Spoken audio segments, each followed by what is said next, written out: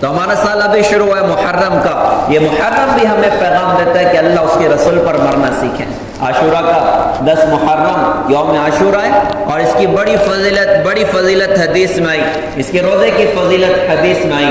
جو آدمی حضور پاک صلی اللہ علیہ وسلم نے 10 محرم کا روزہ رکھا تھا اور ارشاد فرمایا تھا کہ عاشورہ کا روزہ پچھلے 1 سال کے گناہوں کی معافی کا ذریعہ بنتا ہے. اللہ کے رسول نے روزہ رکھا تو صحابہ نے کہا کہ حضرت اور دوسرے جو یہود اور نصارہ ہیں وہ بھی اس دن کی تعظیم کرتے ہیں. حضور پاک صلی اللہ علیہ وسلم نے ارشاد فرمایا تھا کہ اگر آئندہ سال ہم زندہ رہے تو انشاءاللہ 9 تاریخ کا بھی روزہ رکھیں گے. تو 9-10 کا روزہ یہ بڑی فضیلت والا روزہ ہے. 1 سال کے پچھلے گناہوں کی معافی کا ذریعہ بن جاتا ہے. اللہ کے رسول نے وہ روزہ رکھا اور پھر آئندہ سال آنے سے پہلے حضور پاک صلی اللہ علیہ وسلم دنیا سے رخصت ہو گئے. وہ 9 کا روزہ نہ رکھ سکے. لہٰذا ہمیں بھی چاہیے کہ ہم 9-10 کے روزے کا اہتمام کر لیں. 10 محرم یہ شروع سے جو ہے وہ بڑا عجیب دن چلا ہے. 10 محرم کو آدم علیہ السلام کی توبہ اللہ پاک نے قبول فرمائی. 10 محرم کو حضرت آدم حضرت حوا کی ملاقات عرفات کے میدان میں ہوئی. 10 محرم کو اللہ پاک نے موسیٰ علیہ السلام کو فرعون اور اس کی قوم سے اللہ پاک نے نجات عطا فرمائی.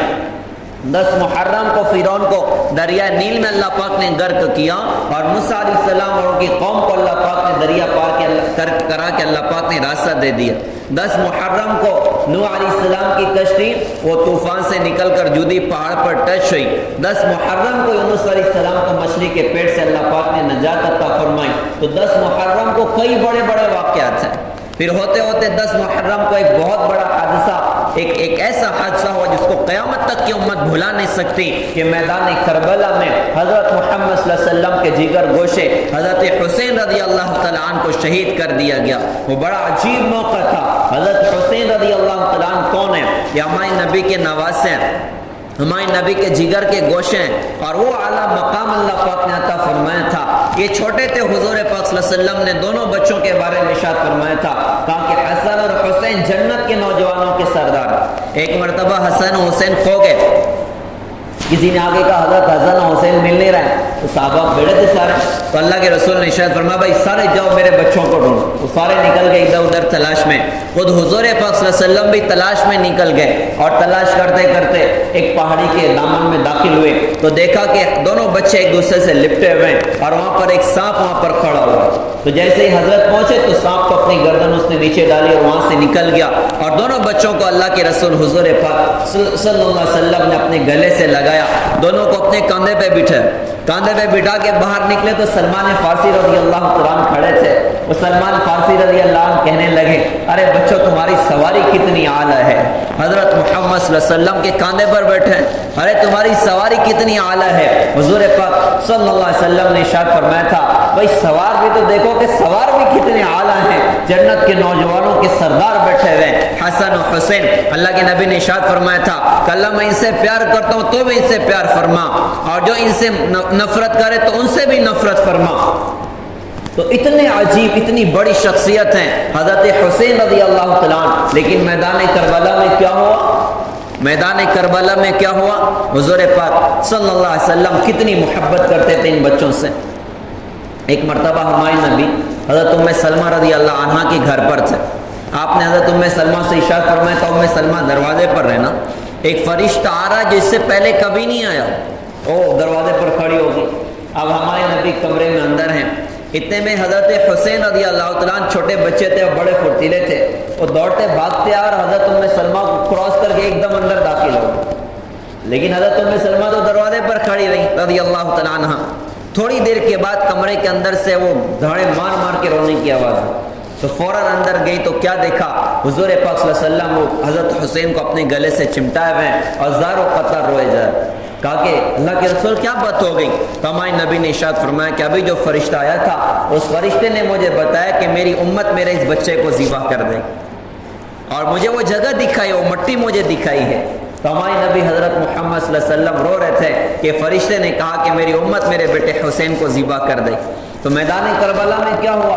اپنے 70-72 افراد کے ساتھ, اس میں کئی ان کے اپنے بچے ہیں اور قریب کے رشتہ دار ہیں اور 200 احباب ہیں. 70-72 افراد کا قافلہ ہے. مدینہ سے نکل کے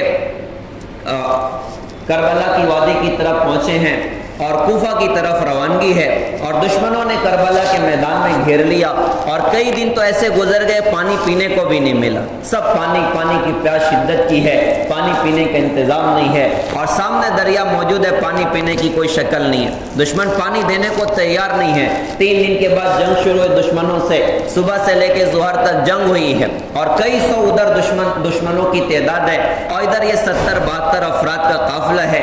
دشمنوں سے جنگ شروع ہوئی، ہوتے ہوتے ظہر کی نماز کا وقت داخل ہوا، نماز کا وقت شروع ہوا تو حضرت حسین رضی اللہ تعالیٰ نے اپنے ایک ساتھی حضرت زہیر سے فرمایا کہ زہیر جاؤ جا کر ان کوفے والوں سے کہو کہ تھوڑی دیر کے واسطے جنگ بند کر دو، ہم نماز پڑھنا چاہتے ہیں۔ اور وہ جا کے انہوں نے شیمر سے کہا، اور شیمر سے جا کر کہا کہ بھائی تھوڑی دیر کے لیے جنگ بند کر دو، ہمیں نماز پڑھنی ہے۔ تو اس بدبخت شیمر نے کہا کہ ہم تو تمہیں نماز میں بھی قتل کریں گے اور تمہاری نماز نہیں ہوتی۔ تو انہوں نے کہا کہ لعنت تجھ پر، جس خاندان کے طفیل نماز ملی کیا ان کی نماز نہیں ہوتی؟ انہوں نے واپس آ کے پیغام سنایا کہ جی وہ شیمر کہہ رہے کہ ہم تو تمہیں نماز میں بھی قتل کریں گے اور تمہاری نماز نہیں ہوتی۔ اس موقع پر حضرت حسین رضی اللہ عنہ یہ کہہ سکتے تھے چلو بھائی کوئی بات نہیں، نماز تو بعد میں پڑھ لیں گے، اللہ تو بڑا غفور الرحیم ہے۔ آج کل کہتے ہیں نا بھائی اللہ تو بڑا غفور الرحیم ہے، جتنی ملتی ہے اتنی پڑھ لیتے ہیں، بھائی مل گئی تو پڑھ لیا، نہیں ملی تو نہیں پڑھا، اور ماشاءاللہ ہفتے میں ایک نماز تو ہم پڑھ ہی لیتے ہیں، اور ماشاءاللہ 2-4 نماز تو ہماری ہو ہی جاتی ہے۔ تو کہتے ہیں بھائی اللہ تو بڑا غفور الرحیم ہے، جتنی ملتی ہے اتنی پڑھ لیتے ہیں۔ تو کیا حضرت حسین رضی اللہ عنہ کو نہیں پتا تھا کہ اللہ بڑا غفور الرحیم ہے؟ حالانکہ اتنے بڑے انسان ہیں اور جنت کی بشارتیں مل چکی ہیں، جنت کے درجے سنائے جا چکے ہیں۔ اللہ کے نبی حضور پاک صلی اللہ علیہ وسلم نے کتنے بڑے درجے سنائے تھے۔ ایک مرتبہ آپ صحابہ کا مقام بتا رہے تھے، آپ نے فرمایا میں ایک شخص کو جانتا ہوں، اس کے ماں باپ کو جانتا ہوں، وہ جنت کے دروازے پر آئے گا تو 8 دروازے کہیں گے مرحبا مرحبا مرحبا۔ سلمان فارسی رضی اللہ عنہ نے پوچھا حضور وہ کون ہے؟ تو اللہ کے رسول نے ارشاد فرمایا تھا کہ ابو بکر صدیق رضی اللہ تعالیٰ عنہ ہے۔ آپ نے فرمایا میں نے جنت کا محل دیکھا، بڑا خوبصورت تھا، میں نے فرشتوں سے پوچھا کس کا محل ہے؟ تو فرشتوں نے کہا جی قریش کے ایک نوجوان کا محل ہے۔ تو میں سمجھا یہ اتنا خوبصورت ہے تو میرا ہی ہوگا، میں بھی قریش ہوں۔ میں اندر جانے لگا، فرشتوں نے کہا حضرت آپ کا نہیں ہے، آپ کے ساتھی عمر ابن خطاب رضی اللہ تعالیٰ عنہ کا محل ہے۔ حضرت عمر سامنے بیٹھے تھے، ہمارے نبی نے مذاق کے طور پہ ارشاد فرمایا کہ عمر میرا دل چاہ رہا تھا تیرے محل کو اندر سے جا کر دیکھتا، لیکن تیرا غصہ یاد آ گیا تو اندر نہیں گیا۔ حضرت عمر رونے لگے کہ حضرت آپ اندر جا کے دیکھ لیتے، میں بھلا آپ پہ کیسے غصہ ہو سکتا ہوں؟ آپ نے حضرت عثمان سے فرمایا تھا کہ عثمان تو خوش ہو جا، جنت میں تو میرا دوست ہوگا۔ حضرت علی کا ہاتھ پکڑ کے اپنے سے قریب کیا اور فرمایا علی تو غم نہ کر، کل جنت میں تیرا گھر میرے گھر کے سامنے ہوگا، میرے گھر کا دروازہ کھلے گا تیرا گھر نظر آئے گا، تیرے گھر کا دروازہ کھلے گا میرا گھر نظر آئے گا۔ ادھر ہی اور بھی صحابہ بیٹھے تھے، حضرت عمار حضرت سلمان بھی ادھر ہی تھے کہ حضرت کچھ ہمارے واسطے ارشاد فرمائے۔ ہمارے نبی نے ارشاد فرمایا تھا اے سلمان تجھے مبارک، اے عمار تجھے مبارک، اے مقداد تجھے مبارک۔ لوگ جنت کی طلب کرتے ہیں لیکن جنت تمہاری طلب کرتی ہے۔ جنت کہتی ہے اللہ کوئی آئے نہ آئے، مجھے تو سلمان چاہیے، مقداد چاہیے، عمار چاہیے اور علی چاہیے۔ ادھر ہی اور صحابہ حضرت ابو الدرداء سے ارشاد فرمایا تجھے مبارک ہو، سب سے پہلے فرشتے جو تجھے جنت کا پھل کھلائیں گے۔ اور حضرت صہیب رومی سے فرمایا تجھے مبارک ہو، جنت میں کھجور کا درخت تجھے لے کر دوں گا، اور بڑی بڑی بڑی فضیلتیں سنائی۔ حضرت امی جان عائشہ نے کہا حضرت کچھ میرے واسطے ارشاد فرمائے۔ ہمارے نبی نے ارشاد فرمایا تھا کہ عائشہ تجھے مبارک ہو، تیری جنت کا چھت تو رحمان کا عرش ہوگا۔ تو حضرت حسن حسین بھی ادھر ہی تھے، وہ دونوں بچے ادھر کا نانا کچھ ہمارے واسطے تو ارشاد فرمائے۔ ہمارے نبی نے ارشاد فرمایا تھا اے میری ٹہنیوں تمہیں مبارک ہو، ارے تمہارے بغیر تو جنت بھی مزین نہیں ہو سکتی۔ اتنے بڑے انسان ہیں حضرت حسین رضی اللہ تعالیٰ عنہ، اور میدان کربلا میں پانی پینے کا انتظام نہیں ہے اور نماز پڑھنے کی اجازت نہیں ہے، اور شیمر کہہ رہا ہے کہ ہم تمہیں نماز میں بھی قتل کریں گے۔ تو اس موقع پر کہتے چلو بھائی کوئی بات نہیں، ابھی جنگ کر لو، نماز تو بعد میں پڑھ لیں گے، اللہ تو بڑا غفور رحیم ہے۔ لیکن آپ نے ارشاد فرمایا کہ بھائی نہیں، ہم نماز نہیں چھوڑ سکتے، ایک کام کرو آدھے ان سے لڑو، آدھے نماز کے لیے اللہ اکبر کہو۔ اور گویا کہ زبان حال سے ساری دنیا کو یہ پیغام دے رہے ہیں کہ یوں اللہ کے حکم کو پورا کیا جاتا ہے۔ حالانکہ نہیں بھی پڑھتے تو ان کی جنت میں فرق نہیں ہوتا تھا۔ جنگ شروع ہونے سے پہلے اونگ آ گئی، آنکھ لگی، آنکھ کھولی، مسکرانے لگے۔ تو ان کی بہن زینب تھی، پوچھا کہ بھائی کیوں مسکرائے ہو؟ تو کہا کہ میرے نانا حضور پاک صلی اللہ علیہ وسلم کام میں آئے اور میرے نانا نے مجھ سے ارشاد فرمایا کہ بیٹا میں تجھے لینے ادھر آ چکا ہوں۔ تو کتنے بڑے انسان تھے، لیکن کہا بھائی ہم نماز نہیں چھوڑ سکتے. عشق رسول یہ کمال درجے کا ہوتا ہے کہ عاشق رسول کا یہ انداز ہوتا ہے کہ اللہ اس کے رسول کے حکم کو توڑنے نہیں دیتا, چاہے جان قربان ہو جائے لیکن اللہ اس کے رسول کا حکم نہ چھوڑے گا. تو نماز ظہر انہوں نے ادا فرمائی, آدھے جنگ کر رہے آدھے نماز پڑھ رہے ہیں, آدھے جنگ کر رہے ہیں آدھے نماز پڑھ رہے ہیں. ہوتے ہوتے عصر کا وقت داخل ہوا, سارے ساتھی شہید ہو گئے, اکیلے حضرت حسین رضی اللہ تعالیٰ عنہ بچے تھے. اب انہیں یقین تھا کہ میرے بھی جانے کی گھڑی آ چکی ہے. تو اب سوچا کہ کیوں نہ اپنے بچے عبداللہ کو آخری نظر دیکھ لوں. خیمہ لگا تھا, خیمے میں گھر کی مستورات تھیں اور چھوٹے چھوٹے بچے تھے. حضرت امام زین العابدین بھی ادھر ہی تھے, وہ چھوٹے بچے تھے اور سخت بیمار تھے. یہ اپنی زندگی میں روتے بہت تھے. کسی نے اسے کہا کہ آپ روتے کیوں اتنا زیادہ روتے ہیں؟ تو حضرت امام زین العابدین رضی اللہ عنہ نے ارشاد فرمایا تھا کہ یعقوب علیہ السلام کا ایک بیٹا کھویا تھا, یوسف علیہ السلام. تو رو رو 40 سال یعقوب علیہ السلام کی آنکھ ضائع ہو گئی. میں نے اپنی آنکھ کے سامنے اپنے پورے خاندان کو ذبح ہوتے دیکھا, میں اپنی آنکھوں کو کیسے روک سکتا ہوں؟ میری آنکھ کے آنسو کیسے خشک ہو سکتے ہیں؟ میں نے کربلا کی وادی میں اپنے ابا کو ذبح ہوتے دیکھا ہے, اپنے بھائیوں کو کٹتے پٹتے دیکھا ہے, ان کے سروں کو نیزے پر چڑھتے دیکھا ہے. بھلا میری آنکھ کے آنسو کیسے خشک ہو سکتے ہیں؟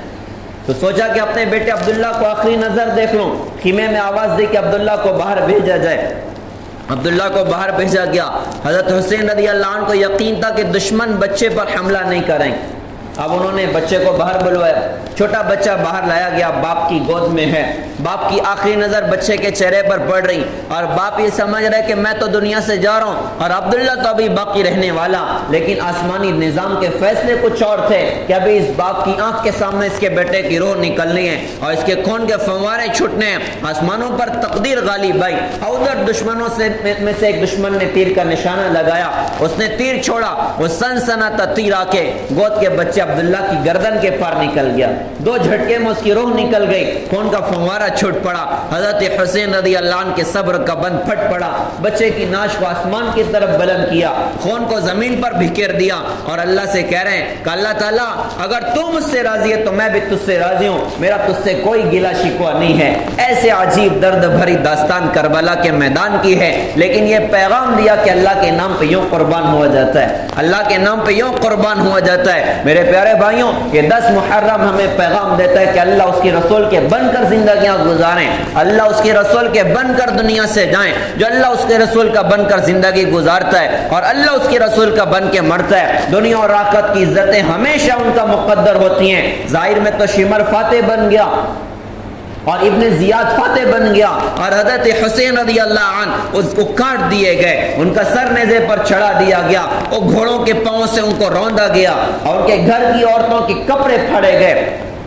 لیکن عزت تو ان کا مقدر ہوئی, کامیابی تو ان کا مقدر ہوئی. میرے پیارے بھائیوں, آج کے ہم سب کو ضرورت ہے کہ ہم اپنے نبی کی زندگی کو اپنائیں, ہم اللہ اس کی رسول کو راضی کرنا مقصد زندگی بنائیں, اللہ اس کی رسول کو خوش کرنا مقصد زندگی بنائیں. کچھ بنے نہ بنے, آج پوری دنیا میں دین کی محنتیں چل رہی, آج پوری دنیا میں دین کے کام چل رہے ہیں, مدارس کا کام چل رہا ہے, خانقاہوں کا کام چل رہا ہے, دعوت و تبلیغ کا کام چل رہا ہے. یہ سارے بڑے بڑے دین کے کام ہیں, ان سارے کام کا ایک پیغام ہے, ارے کچھ بنو نہ بنو عاشق رسول بن جاؤ, غلام رسول بن جاؤ, غلام مصطفیٰ بن جاؤ. آخرت میں اللہ کسی سے نہیں پوچھیں گے بتاؤ تم خان تھے یا پٹھان تھے, تم امیر تھے یا غریب تھے, تم شیخ تھے یا سید تھے, تم انصاری تھے یا منصوری تھے.